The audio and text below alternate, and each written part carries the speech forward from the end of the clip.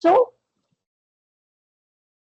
we were already discussing about the three basic scripts of Japanese language.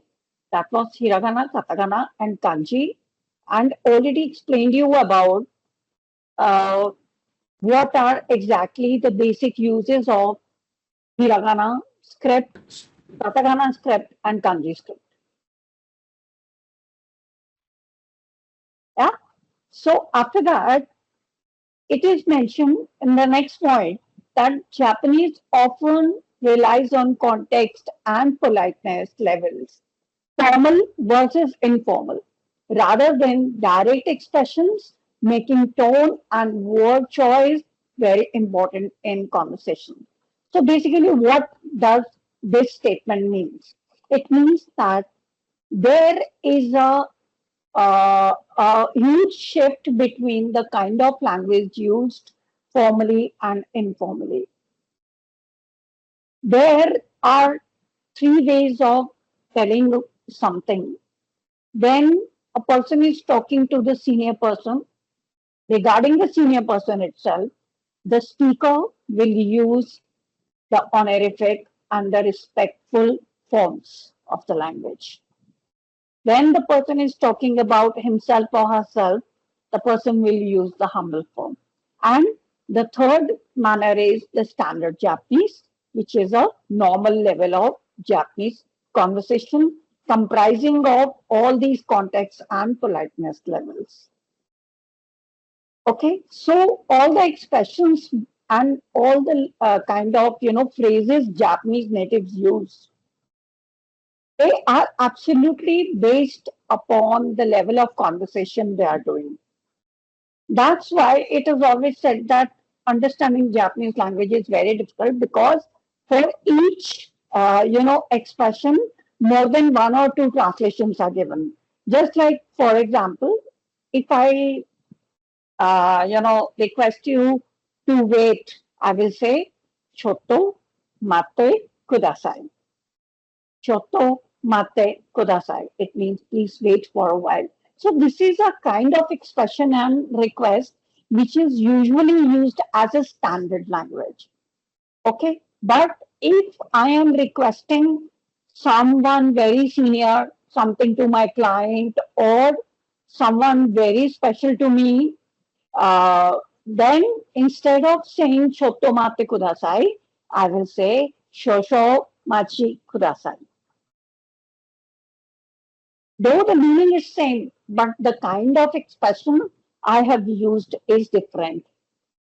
One is semi-formal and one is formal, right? So that's why it is always observed that Japanese language, the learners always say that, Japanese is very, very difficult to grab up because for the same statement, different kinds of expressions are given. But if we study the language properly, the base is absolutely the same. That I would like to add on. Right? For example, now I'll be happy sharing one or two more examples, just in case I say I wish someone good morning. So if I am saying good morning to my friend, to my family member, where I can talk informally, simply I will say Ohio, Ohio. But when I go to my office or when I'm wishing my teacher or someone whom I respect and the one who is very senior most to me, it means the formal language, then Ohio will not work. I will say Ohio gozaimasu. Ohio gozaimasu. Right? So this is what this sentence means that Japanese often relies on context and politeness level. So it depends who we are talking to and who is talking to us, who we are interacting with, and accordingly we use the expressions. Right? Now let's see further what's happening. Now this is this is again a very very interesting mechanism of Japanese culture, that is Japanese lifestyle. Now, when we talk about the word lifestyle. It is very huge.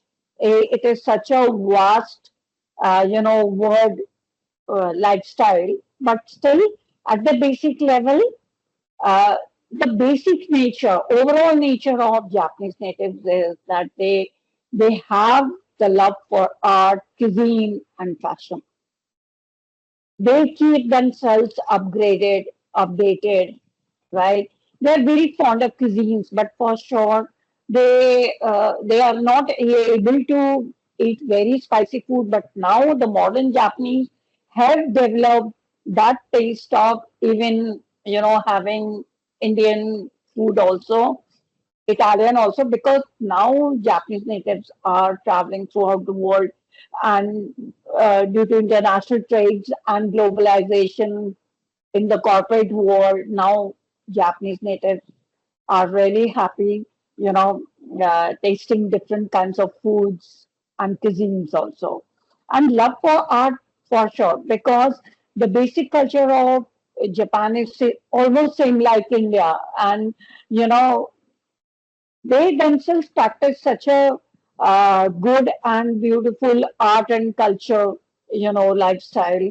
That's why they like, art and culture. And like in India, we have different folk dances and folklores and so many stories. In Japan also, we find so many artistic, and very, very interesting stories also in Japan, and the kids of Japan grow up, with all these art and handmade beautiful things, and they learn during their childhood, during their schooling, how to make different things. Like for example, if we talk about origami, when we say origami word, that's an English word, but the actual version of origami is irogami. Irogami. Iro means color and gami means paper. So irogami means colorful paper, means paper folding, different beautiful color, good color papers are folded and different designs are being made. So we'll talk very much in detail about it. But right now, this is also one of the major part of the lifestyle of a Japanese native, that they love. They have an immense love for art. That can be music, that can be karaoke, which in European language we call it as karaoke, right? Cuisine and fashion also. Then emphasis on quality over quantity. This is the greatest quality which is practiced in Japan, that they all the Japanese natives are brought up, given an ethic to focus on the quality. That's why even in the world of technology also, Japan is the most trusted brand. All the brands which come from Japan are more trusted in terms of quality, right? So I need not say much about it. We already are aware about it. Strong value on personal freedom and expression.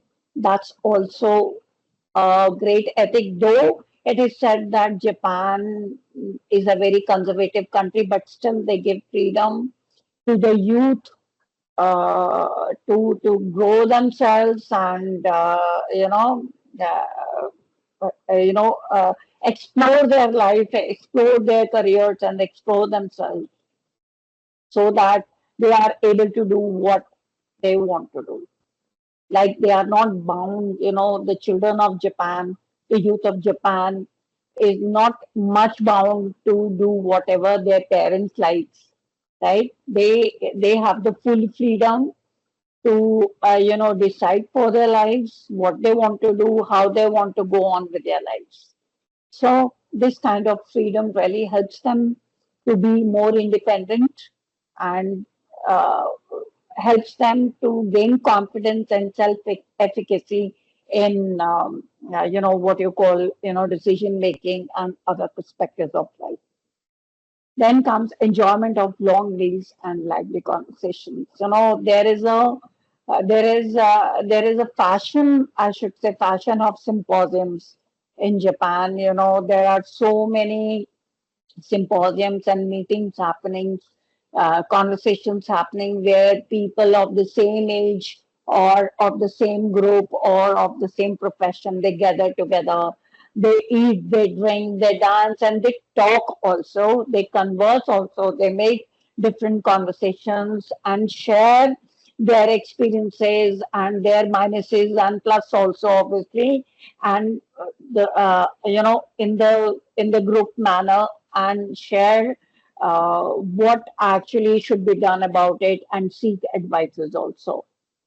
So during the conferences, during these kinds of symposiums, there is a practice and culture of long meals happening, and one to one, all the cuisines, being served, and it is such a wonderful culture to come up and talk about their experiences, which really helps the listener to gain, to understand, and focus more and perform better. Now, when we talk about Japanese work culture, we have an impression Japanese people are very, very, you should say, like they are very punctual, they're very hardworking. It's okay. But there are other factors also which are very, very important in terms of Japanese work culture. Few of them we are going to discuss here. Strong emphasis on discipline and punctuality. Obviously, as I already mentioned, that the culture says if the office starts at 9, the reporting time is 8:30 or maximum 8:40, so that by 9 positively the work begins, right? So that is the discipline and punctuality. Group harmony, that is prioritized over individual opinion. Now, what does this mean? Japan had been always, believing in teamwork without any confusion or gap in communication.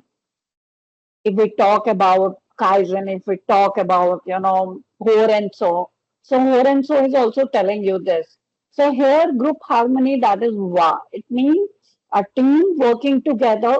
In that team can be 5 or 10 members, maybe 20 members, but all working together and working in harmony and sharing their inputs and working absolutely hand to hand. So that is the work culture. I mean, if I am the part of the team, I will not consider myself as an individual, sitting on my desk and working on my own pace. The team will, that I'm the member of the team, I should consider myself that way, and I should perform and keep myself, well connected to my other peer team members. That is the basic essence of WA, group harmony. Then comes working hours and dedication to the company. Now, this seems to be a point of criticism also, that long working hours. Long working hours. What does it mean? It means that for this day, whatever the work I need to finish, I will finish it and then leave my office. That is considered to be the long working hours. Today's work will not be postponed till tomorrow.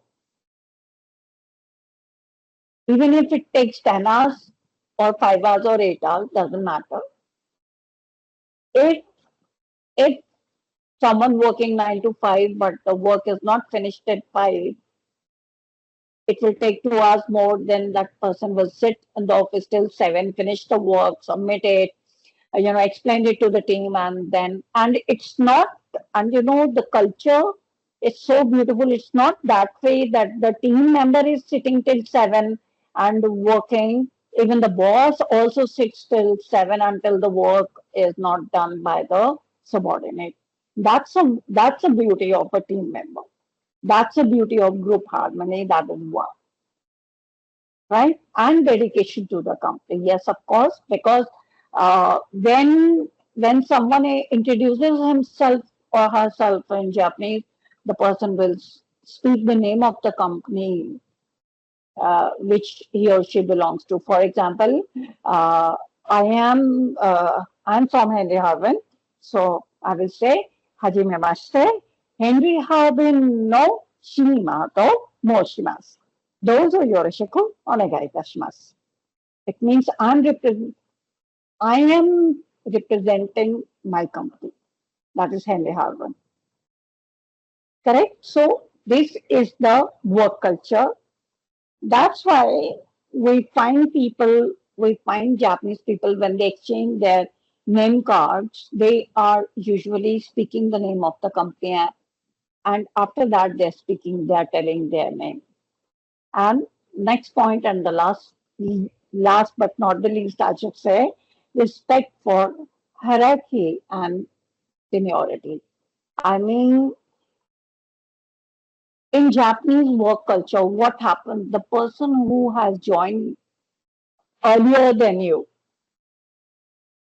is considered to be senior, no matter whether that person is working under the junior seat from you or what.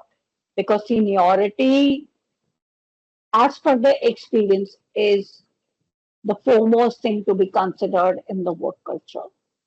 In the same way, the employees are also, dealt with. That's why, like, when we go on to the work culture, understanding the work culture, we find that Japanese people, in their young age, when they join a company and they retire from the same company, because they, I, as of more experience again, uh, the more senior they become, and the more, I should say, benefits and respect they gain. And if they join some other company, then they have to start with a new beginning. Right? So that's also a very important aspect of Japanese work culture. Now, if we talk about the Japanese social norms, now social norms says that bowing is a common form of greeting and showing respect. Now, what do you say about bowing? Like when we bow to someone, bow in Japanese is known as ojiki. It is known as ojiki. And like in Hindi, we say namaskar, we fold our hands. In Europe, we hug each other. So in the same way, or in American culture usually, or European culture, we shake hands. And even in Saudi also, or UAE, we just give a kind of hug to the other person. But in Japanese culture, we give an ojiki, right? So it means showing respect to the other person. And when we go to Japan, or if we see any Japanese person, it is so much inculcated since they are born that in every talk they will bow. They will like to bow and are always humble. They are they are modest in their talks. That is the greatest thing. Shoes are removed before entering homes and some indoor places. Yes, this was a culture in India also, that outside shoes were never taken inside the house, no matter whether it used to be South or North India, whatever. In the same way, in Japanese homes, when you enter the main door, there is a small area which is known as Genkan. That's known as Genkan. So that Genkan is an area where the visitor takes off the shoes and then enters the main vicinity of the house. That's a wonderful culture. Then silence is valued. Speaking softly and listening attentively is polite. I mean, I won't say no one shouts or screams in Japan, but but that is a very different case of getting frustrated or getting annoyed on someone. But usually there is a practice of speaking softly and listening attentively when you talk to any Japanese person. And Japanese native, if they do not understand or they could not understand what you said, that Japanese person will request you to repeat it again instead of understanding wrong versions of what you wanted to say. That's also a wonderful social norm. And next is gift giving is important in both personal and business relationships. Yes, it's very, very important. Gift giving doesn't mean buying expensive gifts. And, Japanese people, love to gift you. They like to gift you the thing which you really require, which is in use, right? No matter what money it takes up. You know, I would be happy to share one experience. I was working with a company, and there were some Japanese technicians there who used to visit India again and again. So there was a Japanese person, and I used to carry my water bottle with myself, that sipper. And that Japanese person 2 3 times when he visited India, he saw me carrying the water sipper with myself. And the very next time when he came to India, he gifted me the same size water bottle cover to keep the water either cold or warm itself.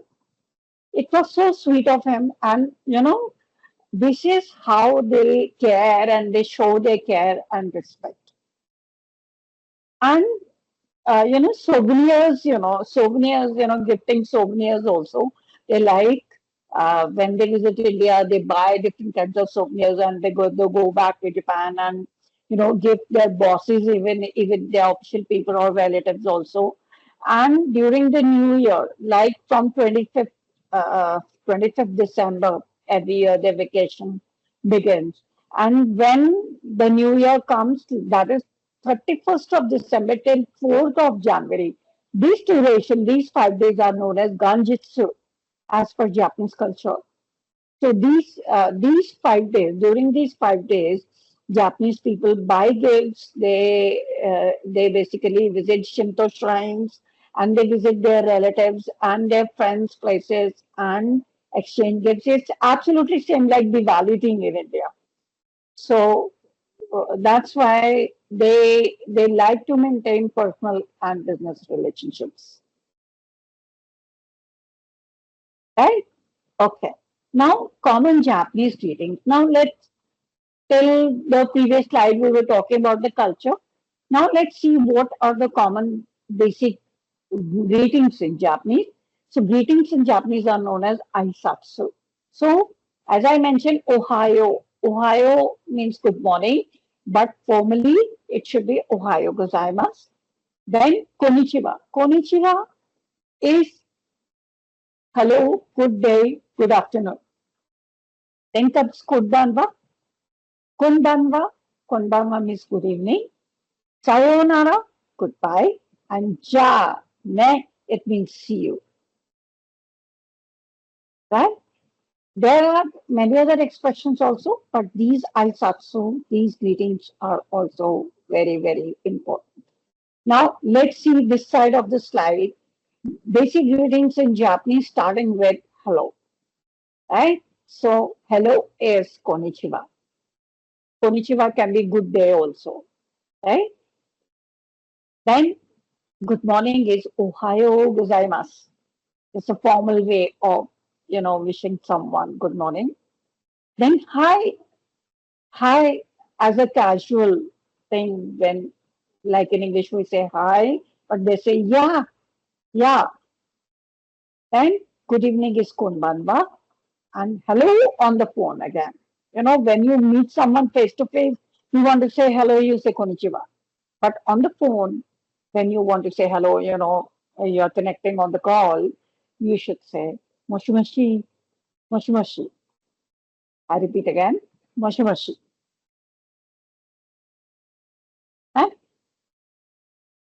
Okay, then comes basic polite expression. Now let's see the basic polite expressions which are usually used in daily or day-to-day life in Japan or with Japanese people. Right? First is konnichiwa, saying hello or good afternoon. Then arigato or arigato gozaimasu for thank you. Arigato is informal speech and arigato gozaimasu is formal speech. Then comes sumimasen. Usually we pronounce it as sumimasen, sumimasen, excuse me, or I'm sorry. And then comes onegai shimasu. Onegai shimasu means please, used when requesting something. Yes, when you request someone with a desire, we say onegai shimasu. Then hi or iye. Hi means yes, and iye means no. Basic questions in Japanese. When we talk about basic questions in Japanese, so we have where is the bathroom? Where is the restroom? Toire wa doko desu ka? Toire wa doko desu ka? I repeat, toire wa doko desu ka? And comes, how much is this? Like when we ask the price of something, we say, kore wa ikura desu ka? You can see in all the interrogative sentences or expressions you have ka at the end, which shows that a question has been asked. Right? Kore wa ikura desu ka? Kore wa ikura desu ka? Then comes, do you have any recommendations? O susume wa arimasu ka? O susume wa arimasu ka? Then, where is the train station? Eki wa doko desu ka? Eki means railway station. Eki wa doko desu ka? Doko means where. And ka is again question. Do you speak English? Eigo o hanasemasu ka? Eigo o hanasemasu ka? I repeat the basic questions again. Toire wa doko desu ka? Kore wa ikura desu ka? O susume wa arimasu ka? Eki wa doko desu ka? Eigo o hanasemasu ka?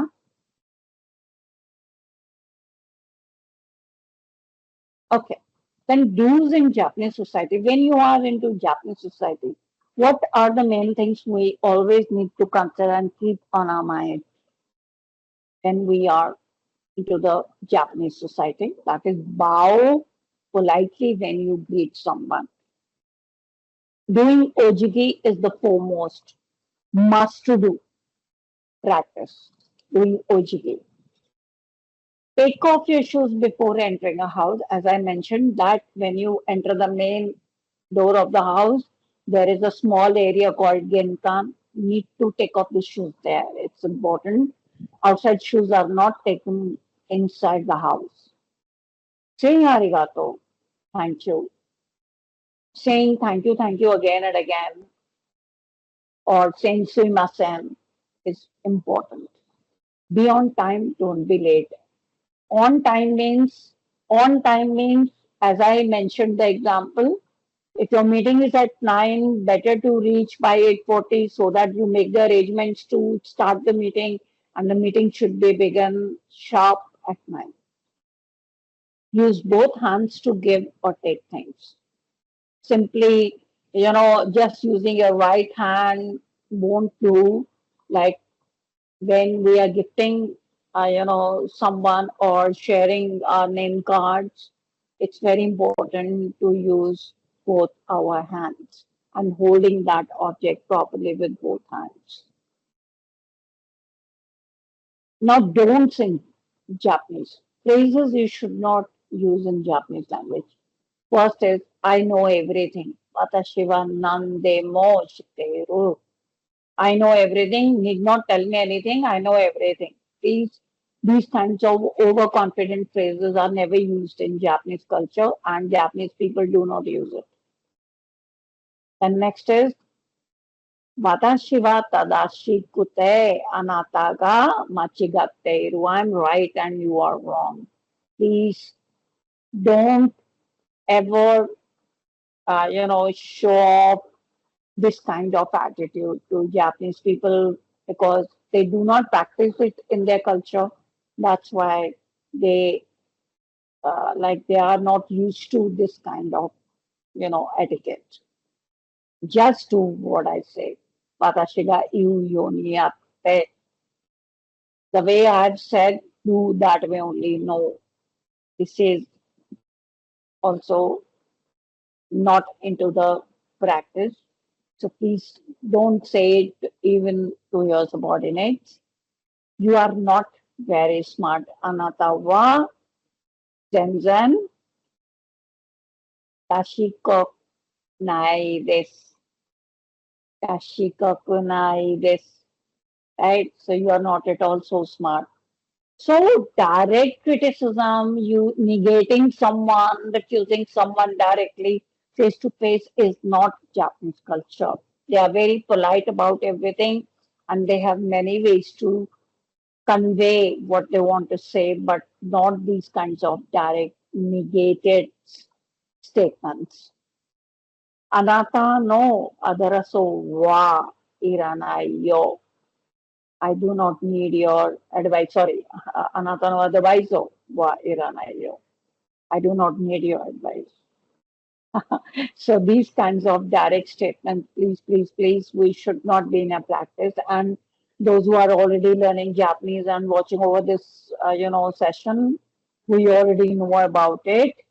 All these phrases are in Japanese. We should say "dame this." Dame this means we should not do this, should not say this. Then role play. Now you are visiting Japan for the first time. Ask a local about basic etiquette when entering someone's house, right? So these are different exercises we should do during the class, and whenever you are sitting with your peer group, we would really appreciate how to handle all these points and how to show your etiquette and respect when you are entering someone's house. So when you are entering someone's house, what you will do, you will enter the main door and then you will take off your shoes and then you will do the ojige and then enter the main house. Next is you are attending a business meeting in Tokyo. Practice how to greet your Japanese colleagues respectfully. Obviously, if you are meeting someone for the first time, you will give your self introduction, Hajime Maste, and company name Tomoshimasu, or you will do the ojigi. Obviously, you will greet the person saying konnichiwa, and then you will start talking. So you can see that ojigi, you need to bow. That is the basic etiquette. Third is your Japanese friends invites you for dinner. You want to know what gift to bring and how to behave at the table. Obviously, any of your Japanese friends are invited you uh, for dinner. You buy something useful for that friend and then visit his or her house and on the table, long conversations. As I said, that conversations along with food, that is the culture, right? And when you're leaving from there, do the ojigi, say thanks, arigatou gozaimashita, gochiso sama deshita, and all these expressions can be used to say thanks to the host who is your friend. So thank you all for this wonderful session. And I hope whatever I had, shared must be of useful knowledge and practice. And